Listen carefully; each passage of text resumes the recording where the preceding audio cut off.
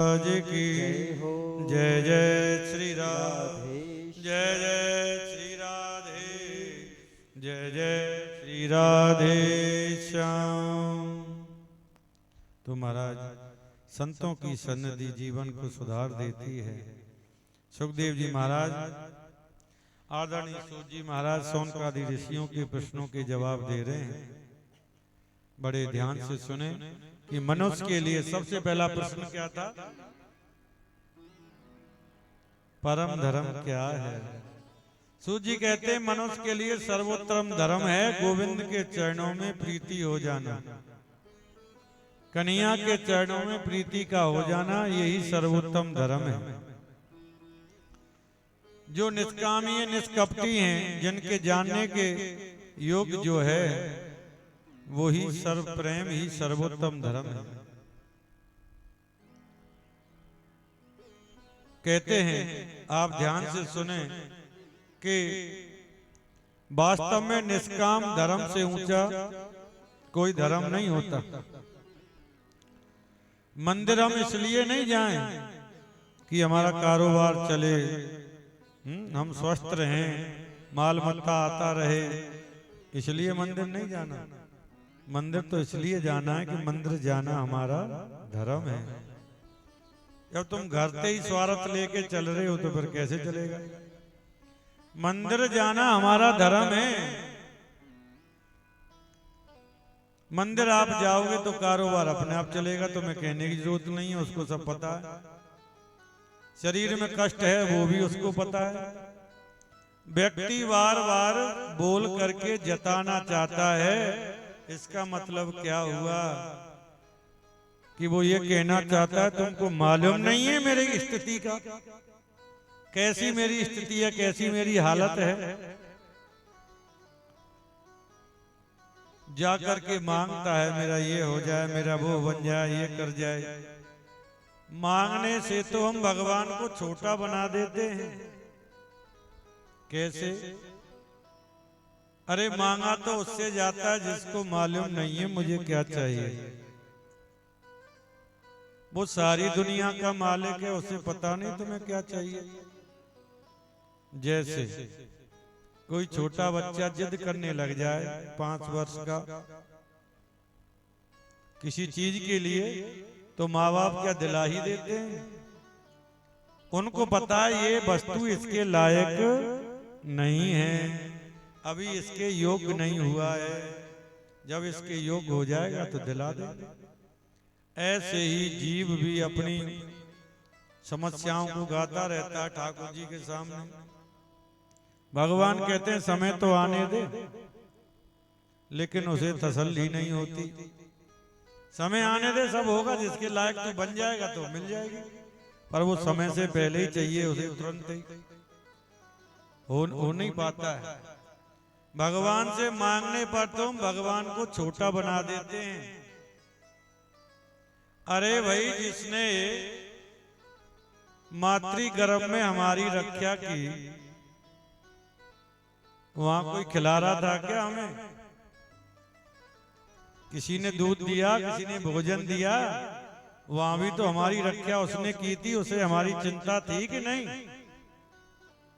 जब मातृ गर्भ में वो चिंता कर रहा था हमारी बैठा बैठा कि दांत नहीं जब दूध दियो, अब दांत दिए कछुओ रहु देगो। अरे जब दांत नहीं थे, मातृ गर्भ में बोलना भी नहीं आता, चलना भी आता, भोजन देता था, पेट भरता था कि नहीं? और जन्म लेते ही उसको हमारी चिंता थी। इसका प्रमाण क्या है? इसका प्रमाण ये है कि बच्चे का जन्म बाद में होता है, माता के स्तनों में दूध पहले ही आ जाता है, उसको हमारी चिंता है, उसको हमारी चिंता है। हमारे कष्ट का कारण यही है कि उसकी कृपा, जो जितनी कृपा उसने की है उससे भूल जाते हैं हम, अपने दुखड़े गाते रहते हैं। ये देखो क्या स्थिति है हमारी, ये देखो क्या हालत हो रही है। अरे उस हालत का भी कोई रीजन होगा। कोई माँ बाप अपने बच्चों को दुख देना चाहता है क्या? कोई नहीं देना चाहता, लेकिन माँ बाप थोड़े सख्त तो जरूर होते हैं, ऐसे ही ठाकुर जी भी थोड़े सख्त हो जाते हैं, और जब वो ठीक हो जाते हैं तो फिर उसी नॉर्मल हो जाते हैं। ऐसे ही ठाकुर जी हैं, बस उनकी कृपा कितनी है, उसकी कृपा को बार बार आप चिंतन में करोगे तो तुम्हारे मन में ऐसा ख्याल ही नहीं आएगा।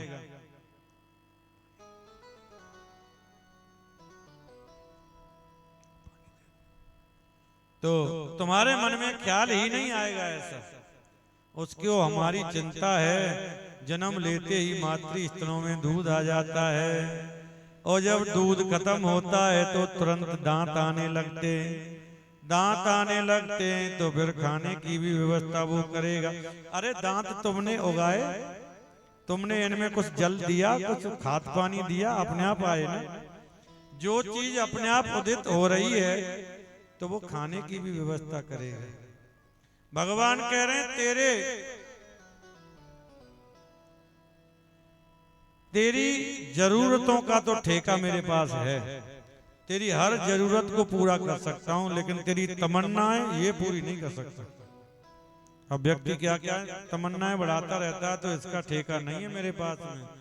तेरी जरूरत कोई भी पीछे नहीं रहने वाली है, जितनी मर्जी गरीबाई आ जाए तेरा हर काम होगा, चाहे दुख में या अब तुमको दुख लग रहा है उसकी तरफ से तो सुख ही है। सब काम होगा, तरीके से होगा, इसीलिए उसकी कृपा समझिए। दूसरा उन्होंने प्रश्न किया, मंदिर हम जाते हैं तो किसको पूजें किसको छोड़ें? तो कह रहे हैं किसी को, सबको पूजो, सबका बंधन करो, लेकिन निंदा किसी की मत करो। और तीसरा हमारा प्रश्न था कि भगवान का नाम अजन्मा है तो प्रभु ने अवतार कैसे लिया? तो सूत जी कह रहे हैं प्रभु का तो अवतार होता है, परमात्मा के तो भिन्न भिन्न अवतार हैं। अवतार भी कितने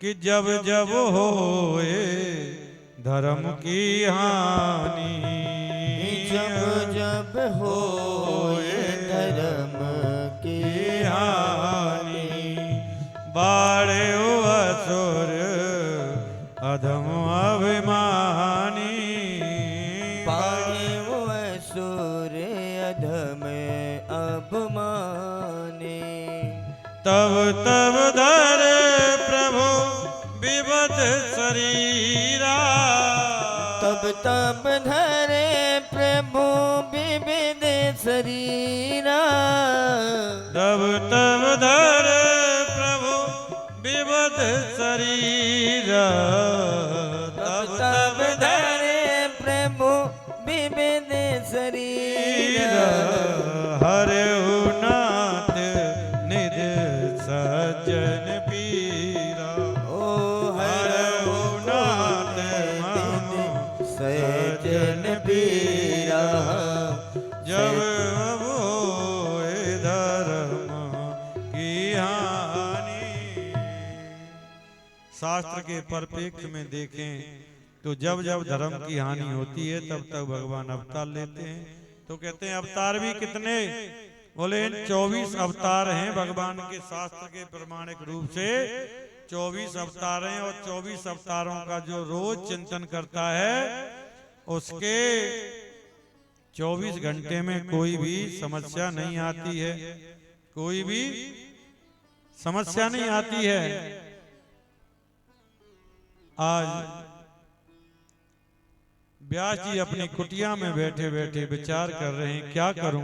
कल हम सुन रहे थे ना कि व्यास जी विचार कर रहे हैं कि ये संसार के लोगों के लिए मैं क्या करूं। सब लोग खाने पीने, हंसने, गाने, नाचने में लगे हुए हैं, गोविंद की तरफ कोई ध्यान नहीं है। इनकी मुक्ति कैसे होगी? उनको ये नहीं मुक्ति कैसे होगी, उनको ये है कि ये कष्ट में हैं, ये कलयुगी जीव कितने कष्ट में, इनका कष्ट कैसे दूर करूं, ऐसा कोई साधन कर दूं जिससे इनका कष्ट दूर हो जाए। व्यास जी बड़े उदास हुए बैठे हैं। तो व्यास जी के आश्रम में नारद जी का आगमन हो गया। नारद जी ने कहा व्यास जी क्या बात है? बड़े उदास लग रहे हो। व्यास जी ने कहा क्या बताऊं, बस इतने ग्रंथों की रचना कर दी लेकिन मन अभी संतुष्ट नहीं है। मैं कितनी भी अच्छी कविता लिखता हूं, जब तक उस कविता को लिखते वक्त मेरे मन को संतुष्टि नहीं है, धैर्य नहीं है, सुख नहीं है, तो वो कविता तुमको भी आनंद नहीं देने वाली। कथा में मुझे रस नहीं आएगा तो तुमको भी नहीं रस आएगा। जब वक्ता का मन इधर उधर चला जाएगा तो कथा में आनंद नहीं आ सकता। व्यास जी कहते हैं क्या करूं नारद जी, इतने ग्रंथों की रचना कर दी लेकिन मन अभी संतुष्ट नहीं है।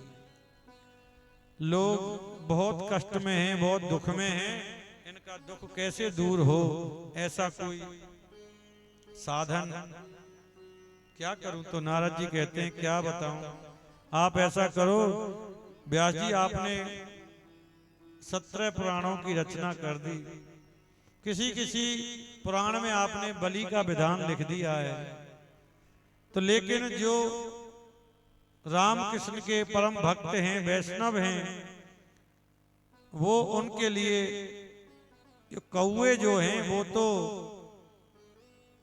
कीचड़ भरे सरोवर में स्नान कर सकते हैं, लेकिन जिन हंसों को मोती चुगने की आदत है वो हंस कभी कीचड़ वाले सरोवर में नहीं जाते। व्यास जी कहते फिर क्या करूं मैं, करूं क्या, भागवत जी की रचना करो। व्यास जी कहते हैं बुढ़ापा आ गया, अब मेरे बस की नहीं है, अब शरीर काम नहीं करता, मैं नहीं कुछ कर सकता अब। नारद जी कहते हैं महाराज संतों का आश्रय ले लो तो कोई भी कार्य ऐसा नहीं है जो नहीं कर सको। संतों की शरण ले लो, संतों की शरण, हाँ उसका मैं प्रमाण हूं। नारद जी अपने पूर्व जन्म की कथा सुना रहे हैं। क्या कह रहे हैं व्यास जी, मैं दासी का बेटा, मेरी माँ बड़ी नितांत गरीब, मेरा जन्म और मेरे पिता की मृत्यु, मेरे नेत्रों से, मेरी माँ के नेत्रों से 2 प्रकार के आंसू निकले, एक ठंडे और एक गर्म। व्यास जी ने कहा क्या मतलब, बोले ठंडे आंसू तो इसलिए निकले कि माँ को खुशी है पुत्र का जन्म हुआ, और गर्म आंसू इसलिए निकल रहे हैं कि जीवन साथी छोड़ के चला गया।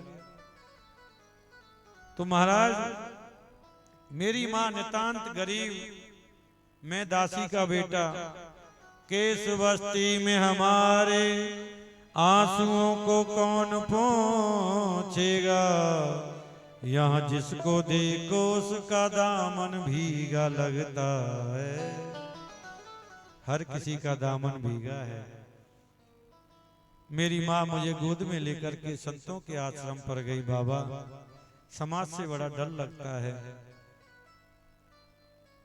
आप कोई सेवा दे देते मुझे आश्रम में। मुझे गाय धोना आता है, गौ सेवा करना आता है, झाड़ू लगाना आता है, आप कोई सेवा दे देते, 2 वक्त का प्रसाद वैसा आप देते, और मुझे कुछ नहीं चाहिए। ऋषि बड़े सदग्रस्त ऋषि थे, उन्होंने कहा बेटी अंदर जाओ, हमारी पत्नियां हैं, उनसे पूछ लो, जो भी काम मिले करके आनंद से आश्रम में रहो, कोई दिक्कत नहीं। नारद जी अपने पूर्व जन्म की कथा सुना रहे। मैं दासी का बेटा, मेरा नाम बच्चा रामदास रख दिया। मैं आश्रम में रहता, माँ झाड़ू लगाती, धीरे धीरे बड़ा हो रहा हूँ। और कुछ समय बाद भी आश्रम में चातुर्मास बिताने के लिए कुछ ऋषि आए। 4 महीने सुबह 5 बजे से लेकर के रात्रि 10 बजे तक सत्संग सुना। तो मैंने बस यही निश्चय किया कि संसार तो स्वप्न है, मोह सा जग सोवन हारा, देखें स्वप्न अनेक प्रकार। संसार स्वप्न है, कुछ नहीं है। संत जाने लगे। नारद जी कहते, और नारद जी जो भी संत महात्मा भोजन पाते, पत्तल पे जो भी कुछ बच जाता उसे खा लेते। उनका झूठन खाने से उनकी बुद्धि बैरागी वाली बुद्धि हो गई। अब तो संत जाने लगे तो रात को बच्चा रामदास पहुंच गया, बाबा मुझे छोड़ मत जाना, मैं आपके साथ ही जाना चाहता हूं, आपके साथ ही रहूंगा, बद्रिकाश्रम में वहीं भजन करूंगा। ऋषियों ने कहा ये तो बड़ी समस्या हो गई। बोले आपने ही तो कहा संसार सपने है, कोई किसी का नहीं है। मैं कहता मुझे छोड़ मत जाना, माँ कहती महाराज से ले मत जाना, मेरी बुढ़ापे की लकड़ी है कि यही तो है, इसी के सहारे में जी लूंगी, आप इसे मत ले जाना, मत ले जाना। संत लोग बड़ी समस्या में पड़ गए, बड़े दुखी हुए। बच्चा रामदास को बुलाया, कहा बेटा एक बात बताओ, हमने कहा था ना कि देखो पिता तुम्हारे हैं नहीं, सबसे बड़ी गुरु तुम माँ होती है, पिता तुम्हारे हैं नहीं, वृद्ध माँ है, कहाँ जाएगी बेचारी, उसकी सेवा करो, जब तक उनका शरीर है तब तक सेवा करो, और उसके बाद में चले आना बद्रिकाश्रम में, खूब भजन करना।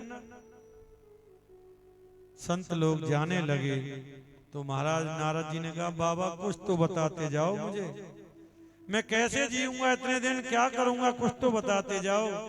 तो संत लोगों ने एक सुंदर मंत्र दे दिया, द्वादश मंत्र दिया, और उसको गाते हुए कहा इसको गाना, तन में होकर के गाना, ओम नमो भगवते वासुदेव।